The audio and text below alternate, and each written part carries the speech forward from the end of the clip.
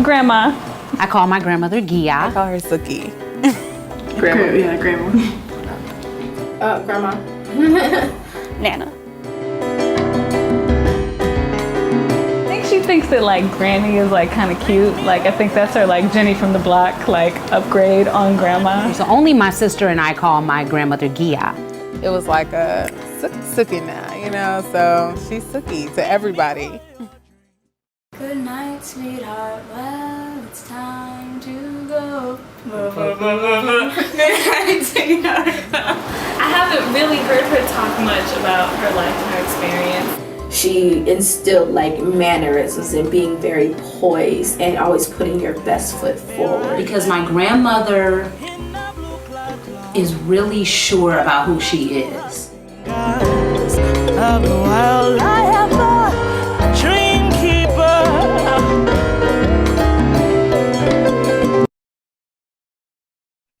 Hello, everyone, and welcome back to the Grandmother Project presents Pearls and Pocketbooks, our live monthly interactive webinar featuring Black grandmothers and granddaughters discussing love, life, and everything in between. I'm Melanie Brazil, and I am the creator of the Grandmother Project, an original 9-episode docuseries now available on YouTube. Simply go to youtube.com/The Grandmother Project and hit like and subscribe. The link will be placed in the chat. Y'all, it is so great to be back with you for season 2 of Pearls and Pocketbooks. This is a labor of love, and I thank each and every one of you for tuning in each and every month. Last episode, we chatted with grandmother Shelley Hill about the importance of connecting with family, healing the past, and learning to love yourself as you love and serve others. Tonight, we are chatting with a dynamic mother-daughter duo who are letting their lights shine through their individual, artistic, and entrepreneurial endeavors. It is my pleasure to welcome you to Pearls and Pocketbooks, episode 12, Imagine. So without further ado, I'd like to introduce you to this evening's guest. Shanta Nurullah is a storyteller, musician, and teaching artist. Her career spans over 4 decades of promoting African and African American folklore, spoken word performance, children's, and improvisational music. Shanta has performed across the US and abroad and has received numerous awards, fellowships, and grants. As a storyteller, she presents programs of stories with music for youth and adults, arts and community centers, libraries, museums, parks, colleges, churches, prisons, and festivals. Her repertoire includes traditional folk tales, personal stories, historical lore, and inspirational material. She has told stories at the National Storytelling Festival, the National Festival of Black Storytelling, National Geographic, numerous other storytelling festivals around the country. In 2014, she received the Zora Neale Hurston Award, the highest honor given by the National Association of Black Storytellers. As a musician, Shanta Nurullah has distinguished herself as an improviser on sitar, bass, and mbira. A member of the legendary Association for the Advancement of Creative Musicians, she has co-founded the women's band Sojourner and Samana. In addition, she has played with greats like Nicole Mitchell, Dee Alexander, Junius Paul, David Boykin, Tamika Reed, Salik Zayad, and the AACM Great Black Music Ensemble. She is the owner of the independent label Story Wiz Records, which released Sitar Black in 2017, the debut album by Sitarsis, her current band. This music, categorized as spiritual jazz, is available on her website, on iTunes, and every other major music platform. She is also the recipient of the 2021 Three Arts Grant for her extensive work as a storyteller and musician. She's also the mother of our next guest and a grandmother. It is my pleasure to introduce you to Shanta Nurullah. Here I am. Yay. Yes. Hello. Hi, Hello. Shanta. Welcome. Hi. Thank you. Thank you so much. I love your opening video track. Oh, that's beautiful. Oh, wow. Thank you so much. I really appreciate you being here.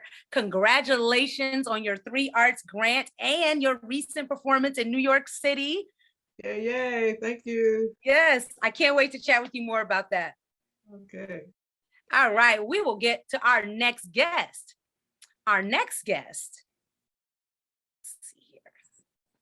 All right, our next guest, Keewa Nurullah, hails from Chicago's own Chatham neighborhood.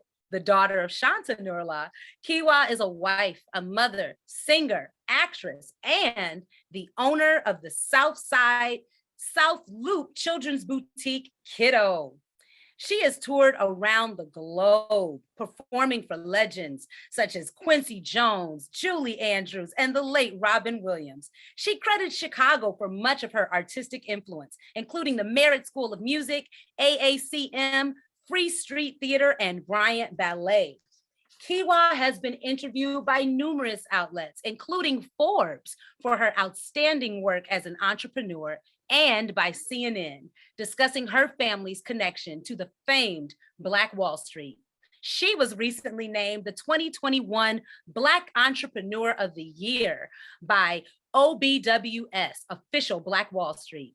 Please join me in welcoming Keewa Nurullah to Pearls and Pocketbooks. Keewa, thank you for joining me. Hi. Thanks for having me. And I think I might be correct in saying you are a fellow Whitney Young Dolphin. Is that correct? Yes, I am. Yes. Dolphins in the building. If there are any dolphins watching, please shout us out in the chat. Yes. Come on, Whitney Young Dolphins. Once you're a Whitney Young Dolphin, you are a dolphin for life. That's true. Right. You know it. So 2021 was a great year for both of you, huh? It sure was. Yes, yes, indeed. I love it. Well, I got to say this. I am truly in awe of both of you for really like the glorious ways in which you've pursued your art and your entrepreneurial endeavors. And so when I was thinking about the name of this, the word imagine came up because pretty much everything has to start in that imagination first. So Shanta, I want to begin with you. Can you tell us a little bit about growing up and how you discovered your love for music and storytelling? Well, I grew up on the South Side when, oh man, the South Side was such okay, I'm speaking in the past tense, but hopefully it's still the case. That's right. The South Side being a nurturing, a warm, nurturing place for Black children. My grandfather was a choir director. I was never in any of his choirs, but I was around, hanging around the choirs. And my great aunt was a classical pianist, but she also taught piano to the children in the family and the children in the neighborhood. So music was happening all the time, as well as my mother belonged to these record clubs, Capitol Record Club and Columbia Record Club, which meant that new LPs were always coming in the mail. And mother would put on these stacks of records, especially on Saturday morning. So we were always being exposed to the brand new music that was coming out, as well as my parents taking us to concerts like Ramsey Lewis and Errol Garner. And so we were being exposed to the greats, Nancy Wilson.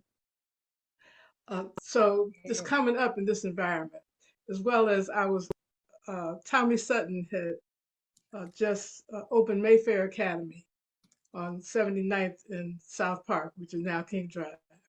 So I was taking piano lessons and tap dancing lessons and just being brought up in this cultured environment. That was all preparation. Didn't know that it was going to lead to a lifetime in the arts. So that was all like, it was just instilled in me, That's right. that all of this creativity. And when, wow, I don't even know what your question was, but. No, you know what you did?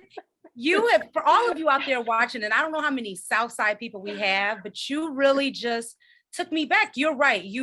The South Side of Chicago is such a special place. And I say that to this day, because you just talked about all of the people that were around you. You were ingrained in the culture. That's just what it is. You've got, you know, these talented musicians, you're exposed to the music, everything was sort of happening here.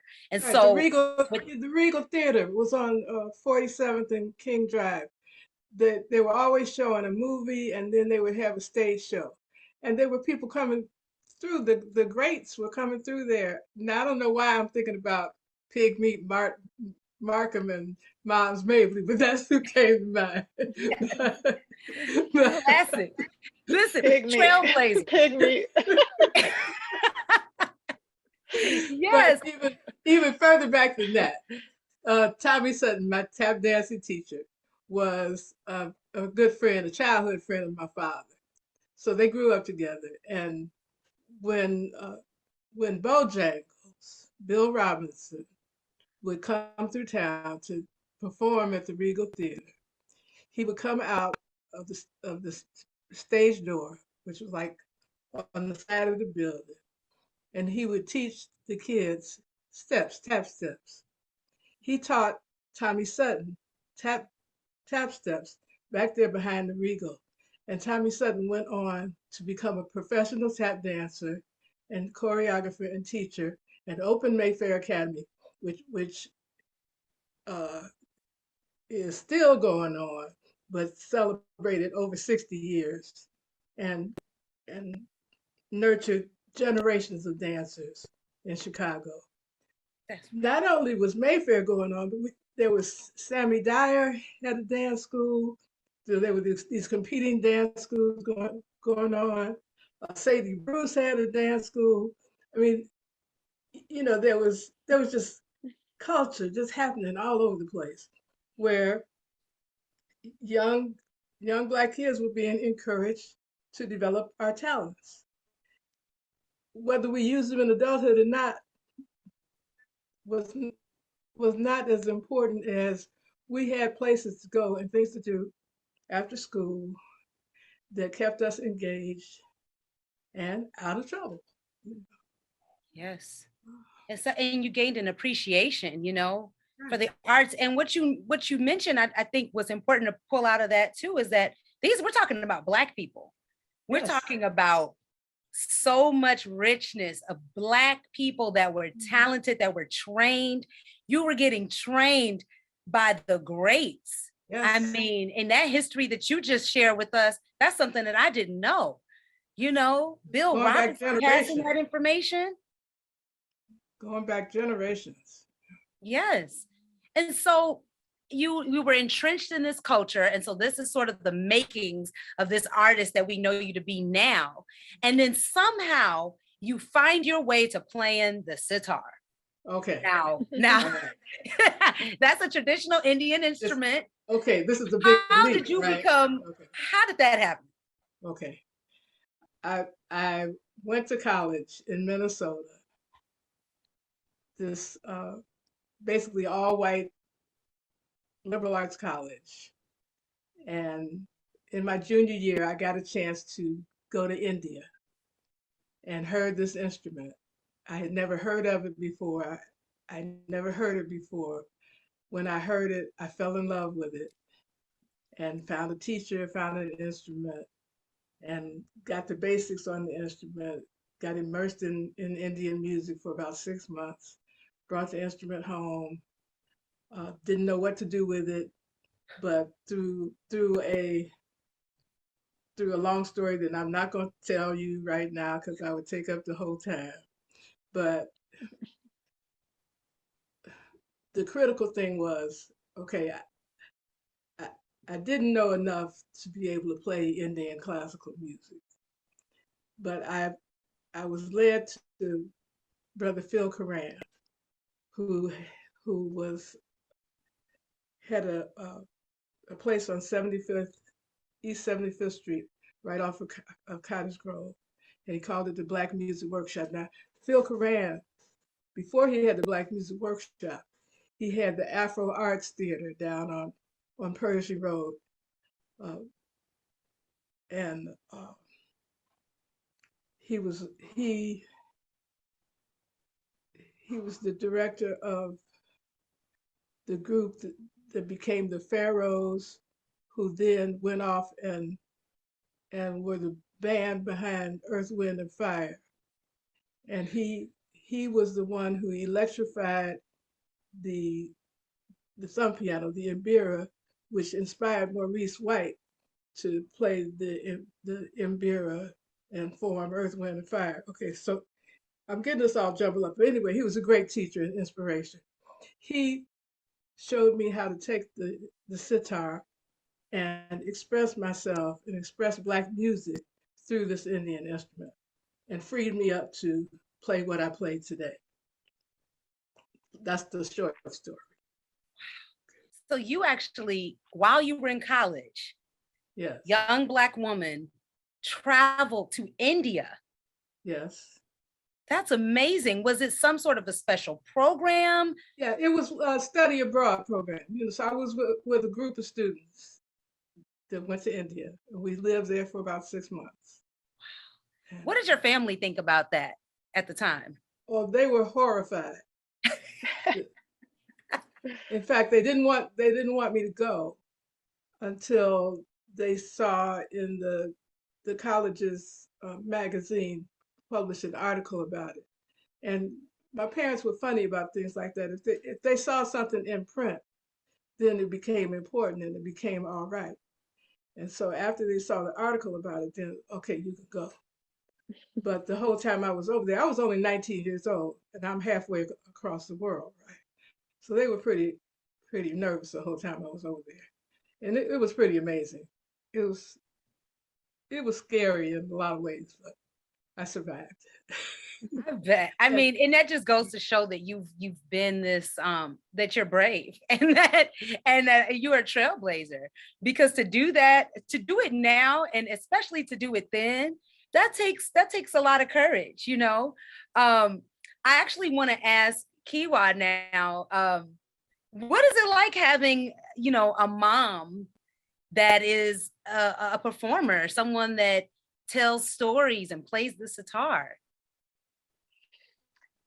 I feel fortunate. I think, you know, when I was younger, I may not have known how to feel about it. I mean, you know, when you have a mother who's an entrepreneur, who's self-employed, who kind of, you know, is performing around, and I think when I was younger, I would tag along and have to go with her to, you know, performances in the suburbs or Iowa or wherever. And at some point, I got old enough where I didn't really want to tag along, and That was I about didn't age want to. 10. It was actually Yeah, age I didn't want to go to Iowa. What's in Iowa? A library in Iowa? I don't want to go. So, you know, at some point in my adolescence, it just, you know, I didn't really know anything different. But just like her, since she was an artist, she didn't duplicate what her parents did for her, but I also had a childhood that was rich with culture, you know, African dance lessons, ballet, you know, music with the AACM, you know, a very non-traditional kind of exposure to the arts. Yeah, other girls my age were starting ballet first, but I started African dance when I was 3. And you know, everything that kind of came with that. My dad was taking me to art classes at Southside Art Center.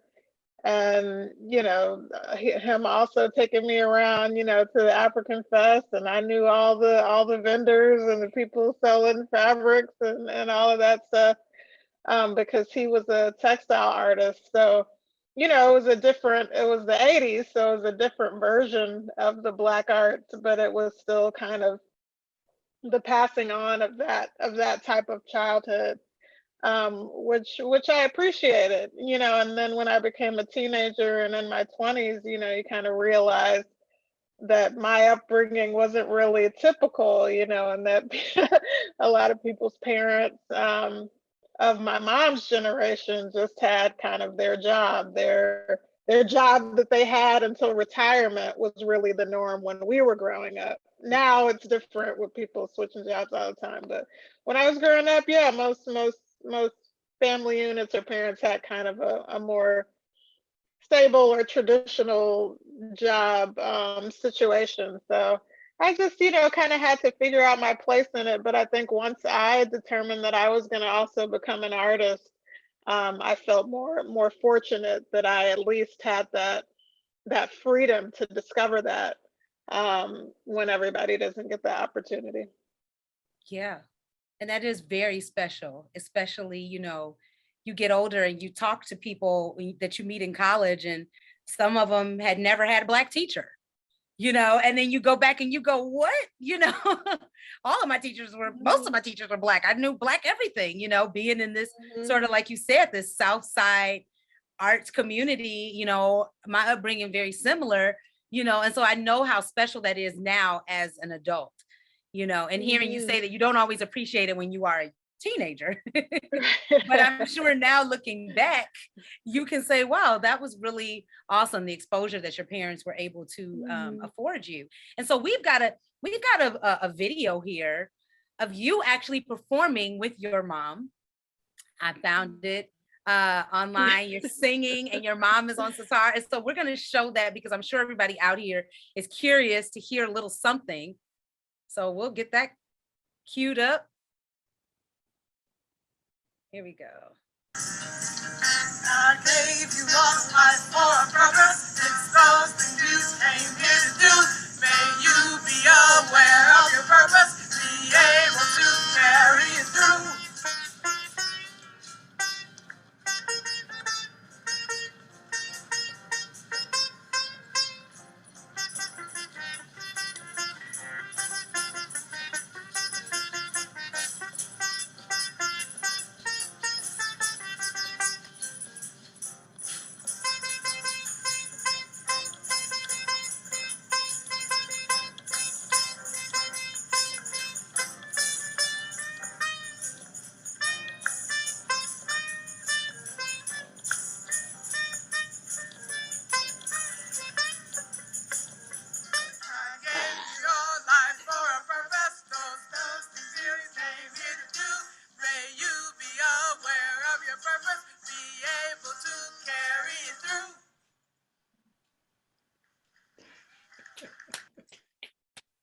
Yes. Right. Yes. That just warms my heart. We got some people in the chat, heart chats from Jeremiah. We got someone saying, what a beautiful family legacy. It really is. That was beautiful. Right. Thank you. So tell me about that song. Is that an original piece that you wrote? Yes, I actually wrote that.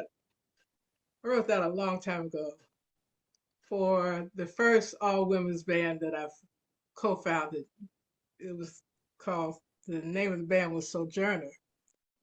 And Sojourner was actually active before Keewa was born. It was four Black women from Chicago and four from Detroit. And we would come together like right before we had a gig, and we would have these mammoth marathon rehearsals, and then we would hit it.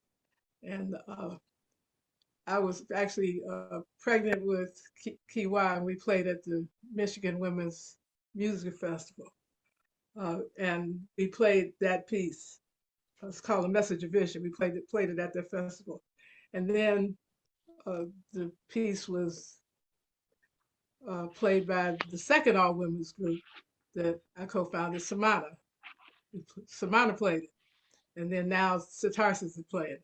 So that song is actually older than Keewa. Now she's Wow. singing it. Oh, that's powerful. And I can't help but notice the lyrics are really empowering. You know, what do you hope that audiences feel and gain from your storytelling and your music? Well, I've always wanted to do art that was uplifting and had some uh, had some Substance, uh, substance. substance, contribute something positive to the conversation out here. There's so much negative energy and negative messaging in what comes over the airwaves that I didn't think I needed to contribute anything to that. And our people need as much encouragement as possible and as much light, uh, light energy, love energy as possible. And that's what I've always tried to do is bring some of that. That's beautiful. And that is so true that you need those songs. Again, I think about listening to Keewa about growing up in this environment of love and a lot of Black encouragement. And I think about how, as an adult, I really had to lean back on those poems that were taught to me, those songs, because sometimes the world is not as friendly and doesn't receive you the way that your village has sort of brought you up. And so you get to an age as an adult where you really have to lean on your village. You know, that's really what this project is about. This is about returning, right, to the beginning, returning to those people that pour into us and really getting that wisdom, because there will come a day where you need to be reminded, right, of who you are. Daily, daily sometimes, right? We have to check into that. So I found that song, I listened to the concert, and that song really spoke to me. And I thought it was so beautiful that you two were performing it together. So I wanted to show that to everybody. So you all come from an amazing legacy. So we've talked about, your musical background, your artistic background. And I know that for some of you out there that may be familiar with shows like Watchmen and Lovecraft, they have talked about Black Wall Street and the Tulsa Race Massacre. And if you went to Beasley Academic Center, my Beasley Bees, you also learned about Black Wall Street. That was a project you had to do, right? So Keewa, I know that you were recently interviewed about your family's connection to this part of Black history. Can you tell us about your family's connection to Black Wall Street? So my mother's father, my grandfather, my maternal grandfather, there's Granddaddy. He was a baby when my great grandfather and their family had to escape the Tulsa massacre. Thankfully, they were, my great grandfather, my great grandmother, my great aunt, and my grandfather were able to escape. And we're just fortunate that they made their way to Chicago and they were not so traumatized. They were still able to continue their lives. They had 4 more children.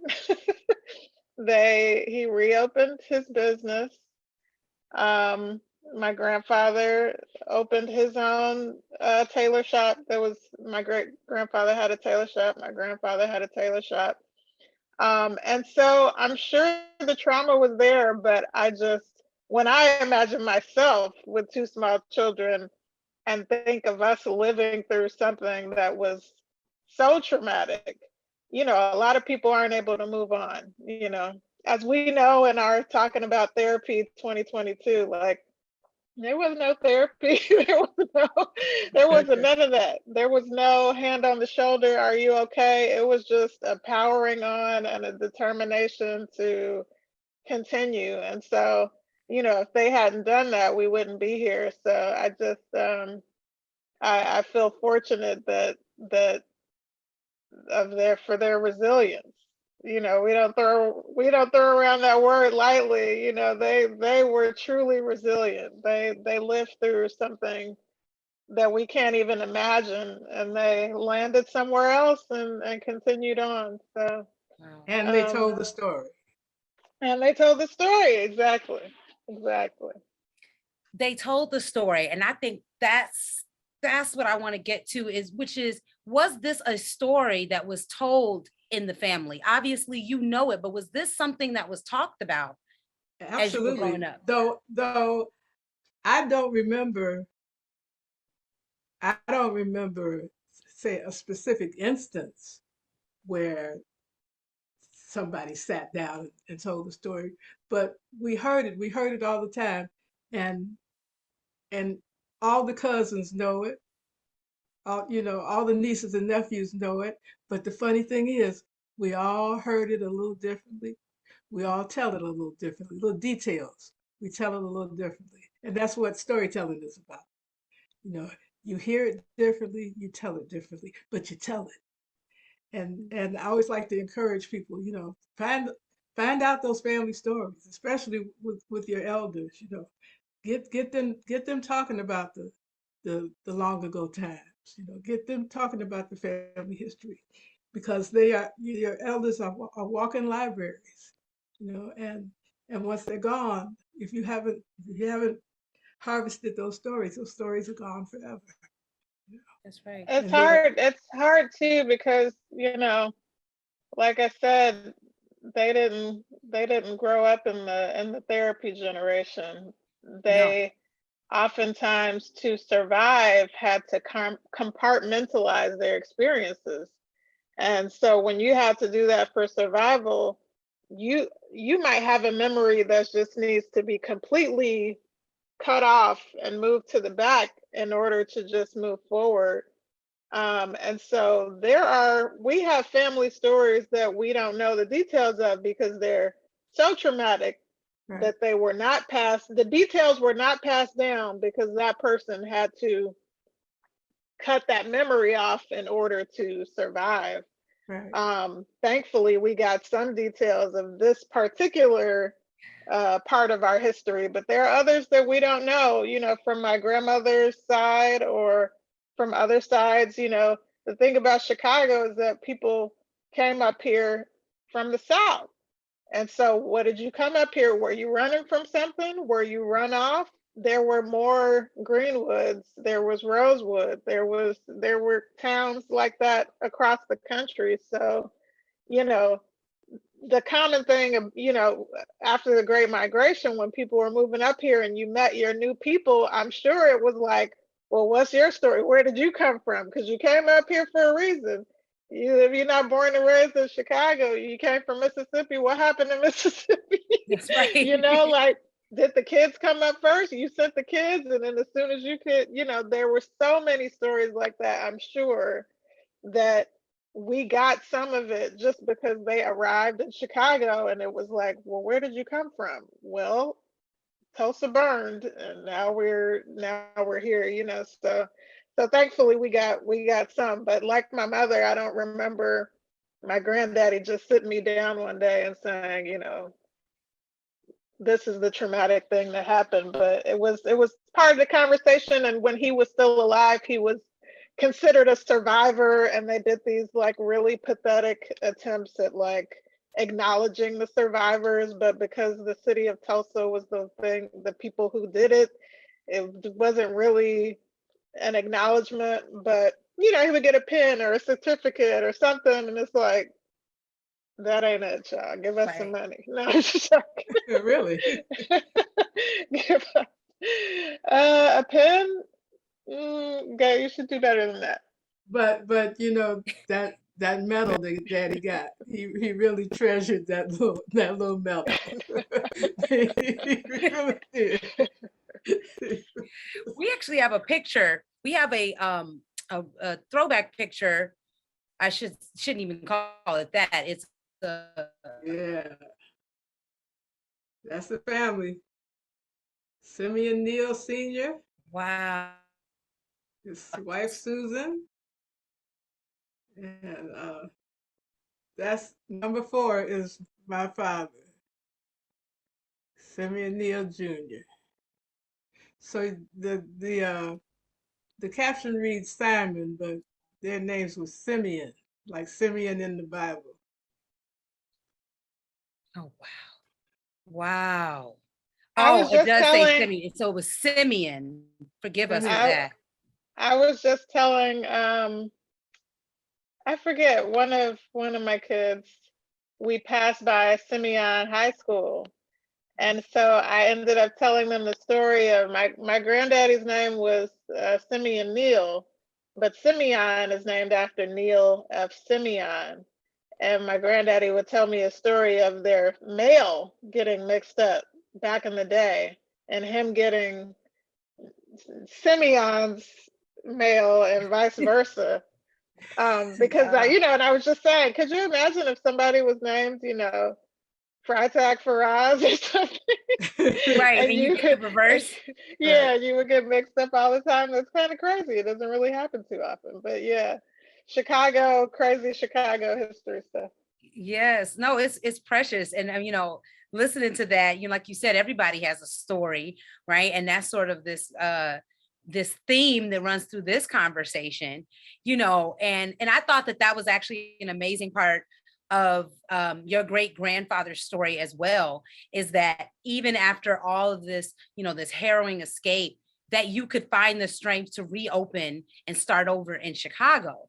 And so with that, how has that spirit influenced both of you in your endeavors? Well, the entrepreneurial thing. So my father was the night watchman in my grandfather's shop on 47th Street when he was a teenager. And then he opened his own shop on 63rd Street and was able to have his own business as a tailor, until ready-made suits came onto the market. And then he could no longer maintain his tailoring business. But he continued to be self-employed as a tailor by doing alterations for dry cleaning businesses. So my father always worked for himself. And that was my example of you don't have to work for somebody else. You can work for yourself. And so I had little tolerance for having a boss. It's like I really had a hard time having other people telling me what to do. So when I figured out a way to make a living as my own boss, that was much more attractive than having a 9-to-5 job. And to be able to be an artist and make enough money to also raise a family, that was really a blessing. Just totally a blessing. Yeah. Absolutely. And I'm so inspired by that as an artist myself. And I know, Keewa, you are an artist, but you've also opened up a children's boutique. Can you tell us about how this has, just knowing your family's legacy, if at all, has impacted your decision to step out on faith and start a business? So Melanie, I know you can relate to this, but and I talked to my mom about this. When I was coming up, I had a pretty well-rounded artistic education foundation. But when I decided to go to college for it, I was auditioning for conservatories, and I was going a very traditional route of auditioning for these conservatories, Hopefully I'm learning for the best, and then I'll move to New York and I'll star on Broadway. You know, that was the plan.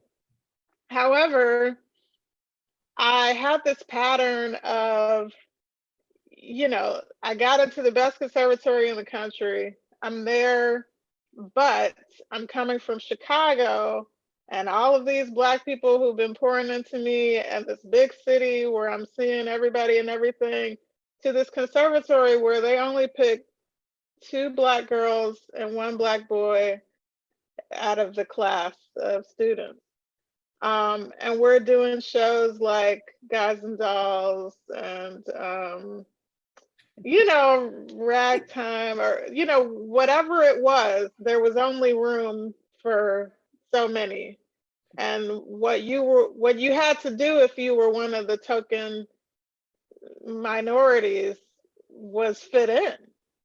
And so what I found is that starting in my education, but once I moved to New York, once I was auditioning, and once I got cast in pretty big and pretty awesome shows, I still wasn't able to be my full self. Not backstage with the cast and not on stage at the full capacity of my like artistic expressiveness. And unfortunately, in my era, it's not like now. You know, now everybody is telling everybody, you know, like Black people have way more of a range that they can be. We're standing up for ourselves. So are people in the LGBTQ community. Everyone's standing up for themselves. But back when I moved to New York and I was really, really at my most ambitious artistic self, I was constantly being canned. And so the pattern of booking a show and then realizing like, why am I not happy doing the show? Why do I not want to do this full contract? Why do I just want to, you know, and I'm looking at your face and just making me emotional too. I know, because it was real. We were fighting for like 1 spot or fighting for like 2 spots, only to get in it and it'd be like, can you do this more Black, or can you, that's not it. Why aren't you singing like this white girl or that? And that wasn't it. So anything, all of that to say, I went through that path and I did that thing, and then I had my son, and I was just like, whoa, like my whole world exploded. Like, what is this? What am I gonna do? Who am I as a mother? How's this gonna go? But you know, we got into a groove. I got him off on a good start, and I'm like, okay, I'm finally at the point where I start auditioning again. And I literally went back to my first audition at the Goodman and, you know, did my thing, but with kind of like a new confidence as a mother, like went in there, you know, and he was there with me. So somebody was watching him outside the room, and I went in the room and I was like, hey, this is Keewa and I'm back. You know? Right. And the first you know, the feedback that I got, I'm just like, oh, Keewa, you know, like, thanks to see you. Can you try it again, but do this or that? And I left the room and I was just like, oh, wow, like this isn't it anymore. I literally had 1 audition, you know, like maybe there were a few more after that for commercials or whatever, but for the theater, I had 1 audition and I realized very clearly that I did not want anybody on the other side, anyone else telling me about myself or judging anything that I was doing, period. And so what did I do after that? I had no idea. I don't know. I didn't know, but I knew that feeling of like, this was before and this is now, and I'm not having it. And I think that spirit connected to what my mom was talking about, of just like, there was something underneath the whole time that just plainly didn't like people who sometimes I considered not to be even qualified for the job, telling me what I should be doing. Like the feedback sometimes is just trash, and you know, and I'm looking at you like, I'm smarter than you. Why are you telling me anything? why are you telling me to make my voice like this? Like this is you know. Yes. Anyway, Yes. so I'm having all of these feelings, and I just kind of had to figure it out. I had to figure out like if this was just something that would pass, or if I really needed to figure out a different direction. And I think as I was trying to just come up with what Keewa as a mother looked like, I was just trying to find my people. I was trying to find who else did I know who just had a baby. I'm seeing people out. I'm kind of reconnecting because I had just moved back to Chicago from New York and traveling overseas. I'm kind of reconnecting with people and just trying to find my tribe as a mother. And yeah, I don't know where it came from, but I was shopping for my son. He had like acid reflux, so he was going through clothing all the time. I'm shopping online, and I just was not. I was kind of disgusted with the choices for boys in particular. And so I used another part of my creativity and just like come up with some ideas for some onesies and some teas, and I just developed it. I got on my Google hat and just Googled everything and just like how do I make a t-shirt? Where do I get the onesie from? Like where do I print it? How do people do this? You know? And it all kind of pieced together to me coming up with something. And I was thankful to have a friend, my friend Peter of Reform School. I was he's my buddy, and I just saw him all over the city selling these things that he made. So I had this kind of immediate reference of like doing that. And so I kind of tagged on to him. I was just like, hey, you got a table at this festival. Do you mind if I sell my one onesie I made? Yes. It had to sound ridiculous, but I literally started with one onesie, and I'm like, hey, you're doing this, like, do you mind if I like take this little corner of the table? And it was ridiculous, but he was down. He was glad to have a buddy, you know, like kind of hanging out Yeah. together. And that's how I started to meet families, you know, just them coming up to, hey, what's this? You know, and just asking people where they go with their families. What are you doing? You know, even if they didn't buy anything, just, yeah, what's it Yeah. like? What are you doing with your family on the South Side? And unfortunately, there wasn't a lot. People were going up to Lincoln Park, or people going to Wicker Park for baby classes and this and that. And it was like, that's not right. Like something about like we should have something where we are to connect people and to, you know, to meet each other. So that's how it all started for me. Wow. I didn't feel like, oh, my great grandfather was an entrepreneur and I'm gonna do this now. Like, but I do think it was an undercurrent of me just not feeling people telling me how to be an artist. And then it kind of just transferred to me kind of deciding for myself how to proceed. Yes. First of all, I mean, you said so much that I just resonated with to the core. I mean, I literally teared up listening to you talk about the experience because it just pretty much mirrors my own, right, in the business. And I think we've been getting to that, right? We talk about we coming from this incredible place with these legacies, and they're under there. They're not in the forefront of your mind, but that makes it hard for you to fit in, especially because you know you do know who you are deep down. And when someone is asking you to fit into a box, especially a box that just does not encapsulate who you are as a Black person with your creativity and as a Black artist, it really does become harder and harder to fit into that spot, you know? And so, And that's really the thing, is like you convince yourself that as an actor, you should be able to do anything. As an actor, you're like morphing into whatever, but it's like we know the actors we see on screen or wherever who they're acting, but they're also bringing their full Blackness and their full person to the work. And I yeah, felt like I was never able to do that. I was never able to be fully Black and act. mm, You know what I mean? It was like, okay, we just need you to a little bit more match this blonde girl and what she's doing. And it's just, and that wasn't it. It just no. wasn't it, you know? There's a quote that Shanta, you have on your website that I thought was amazing. And it's by Bernice Johnson Reagan, I believe, some of us are just not built for doing one thing. And you all both just hit on that because you said that you use another part of your creativity.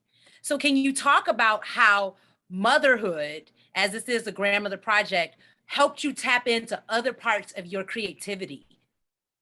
Yeah, why don't you talk about that first, Shanta?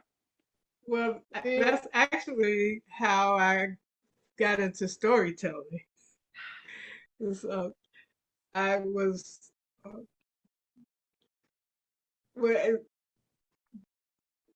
when I was having these babies, which I had 4 of them, you know, and I would make up little songs for them. Started out with name songs. We gave them these long names, 4 and 5 names, you know. So in order for them to remember what their names were, I would make up songs of their names, you know. So you sing their name songs long enough so they finally know that, you know, your name is Nekwaja Wole Nini Tasli, Rasan Chonesu Inyahuma Irungu Nurullah, you know, right? And you sing that long enough, the kid knows what his name is, right? But I was also writing poetry and stories for kids. Some of them were published in Ebony Jr. when that was a magazine coming out of Johnson Publishing. And I gave my first, after I left Phil Coran's group, I was in his group for a number of years, and then I left out to form my own band. I gave my first concert. Now this is, you know, my whole career has been pretty much a do-it-yourself project. So I rented my own space, did my own publicity, put up flyers all over the South Side, gave my own concert, gave my first concert. It was on a Sunday afternoon. And because it was early in the day, people brought their children to the concert. We were playing mostly instrumental music, and the kids were getting kind of restless. So just on the impulse, I started telling some of the stories that I had written in between the songs. And there was a children's librarian, Annie Lee Carroll from the Woodson Library, was at that concert and invited me to her library to do a children's program. And that's how my storytelling career started and took off, because then she started recommending me to her colleagues, and she took me to a librarians conference, and I got all kind of hookups as a result from that. So then I was doing music and storytelling, and parenting. And parenting, which is the ultimate creativity, right? right. So I think that's awesome, because I think, you know, I am not a mom yet, right? Or I want to be at some point, but I feel as though when you become a parent, it does take some creativity. And like you said, Keewa, it opens you up, right, to another sort of dimension of yourself. And so, you know, I just wanted to ask you all about that, like in terms of how motherhood has impacted your art and your journey as an entrepreneur. Yeah, I think that in the beginning, when I had my son, and I think for most mothers when they have that first child, you're fighting, you really want your old life back. Like, no matter what you do, you really are just pining for and trying to figure out how to get some morsel of how you used to live back to what's going on right now. Because what's going on right now with the baby, with that first baby, and the sleep and the how you look and the how you feel, is trash. And so and so I think a lot of my most thirsty moments of just like, somebody show me another way. You know, I have probably had him in one arm and on my phone on the other, in the other hand, and just like ideas, just like, you know, it's just like if you're trying to win the lottery or something, Yes. What can I do? Okay, what was the susus? The susus are hot. Okay, how can I like? Can we start? Can we start a suit? Like, do I need to? It was kind of that thirst of like, what can I do while I'm kind of trapped by this baby, but I'm still able to be creative. I'm not. There's no demand for me to like go back to work yet, but I'm at a stalemate. I'm like, I can't really do anything, but I am still, my mind is free and I have my Google machine. And so I just really just, yeah, I think I was having ideas that were, visual. I was drawing, I was painting, I was writing, just, writing about the experience of this new motherhood, and then also just, just trying to express myself within these four walls. I'm here with the baby, I got to feed him, I can't really go anywhere yet. And so how all those things that I'm thinking of for me, some of that included, well, if I'm having such a hard time shopping for this baby boy and not really finding anything that I really want to buy, like, do I have to buy this? Then maybe I can do it myself. Maybe there's some idea I have that other people will also like connect with and think Yes. is cute or, charming or whatever. And we have, because that's been the gift that I have given to just about all of my friends that have had babies. So I got so onesie. I mean, so many of them. I'm like, oh, you're getting a gift from Kido. Yay. We're almost at our time, but I do want to ask you, Shanta, what do your grandchildren call you? Grandma. Grandma. Oh, look at that throwback. Melody. I know. Super cute. Melody, here's why they call me Grandma and why I prefer that name. Keewa is the baby. My oldest child is 10 years older than Keewa. And my friends were, having grandchildren for a long time before I ever had any grandchildren. And in fact, some of their grandchildren were graduating from high school before I had any grandchildren. And I'm looking around like, what's going on? And their grandchildren were calling them Ima and yeah. And I, like by the time I got grandkids, just call me grandma, all right? I have a problem with it. I wear that name proudly. Oh, that's beautiful. I think that first of all, this has been an amazing conversation. Before we wrap up, I love this question because Oprah always asks this to people that she interviews, and I admire her, which is, before we close, what is one thing that you know for certain?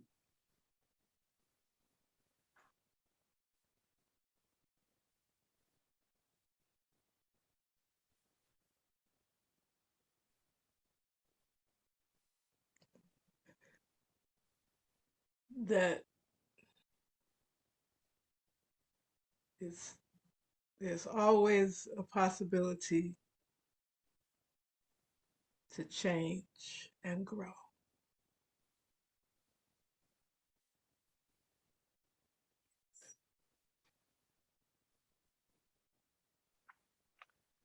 One thing I know for certain is that your mother loves you.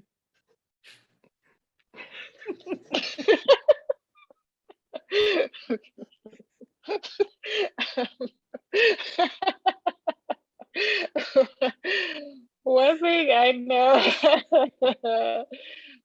I know for certain is that women are the most powerful beings on this earth. Oh yeah. And that's all there is to it. No matter who's in power, we are the most powerful. That's it. Mic drop. There's no question. We are the most powerful. All right. Mic drop.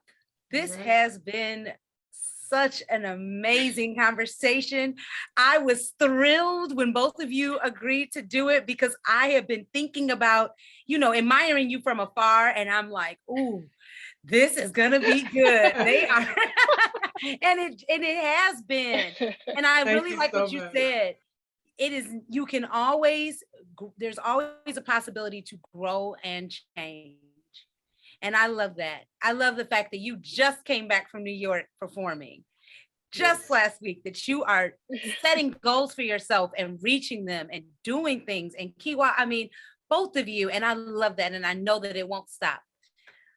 Thank you. Thank you so much for joining me. This Thank has been you. amazing. Thank you. Thanks for inviting us. Yes. And thanks for this project. It's so necessary, and the oral history is just important. I love it. Can I just talk about one of my favorite songs? It's been Absolutely. almost a theme song for me for a couple of decades now. It's India Ari's Better People. If young people would talk to old people, we could be a better people all around.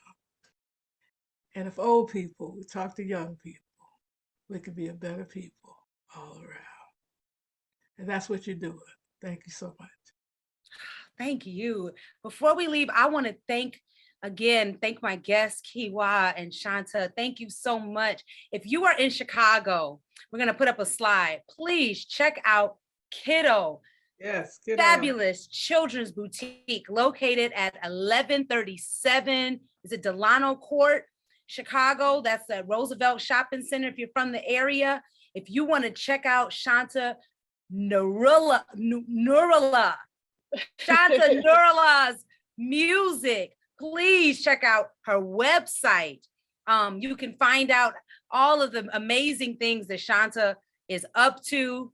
We'll get that slide down. I also want to thank, I always have to thank people because this is a labor of love and I don't do it alone. I want to thank Cachet, my engineer for today's program. This was Cachet's first time and Cachet did an amazing job. So thank you so much, Cachet, for coming through and engineering this so beautifully. I want to thank Cece Hester for the lighting, and Aquia and Paris Nesbitt and Cassandra Brazil and Claire Range for your continued support, for tuning in, all of you all for tuning in. Many of you all have asked how you can help. We got a video that we're going to show after this. Please, you can always help by just following us on Instagram, The Grandmother Project. And again, if you'd like to donate, we'll have a video and we want to hear your stories. So if you know of a Black grandmother, a Black granddaughter that has an amazing story to share about their family legacies and traditions, please reach out to us at info@thegrandmotherprojectseries.com. We want the world to know our mothers' names. Thank you all so much. We will see you next week. Thank you all. You were amazing. And I will see you soon. All right, y'all, stay tuned. Supporting the Grandmother Project is easy. Simply go to www.grandmotherprojectseries.com and click donate. You'll be directed to our PayPal page where you can enter an amount to help support the creation of new episodes and content. Be sure to like and subscribe to our page on YouTube and follow us on social media. See you next month on the next Pearls and Pocketbooks.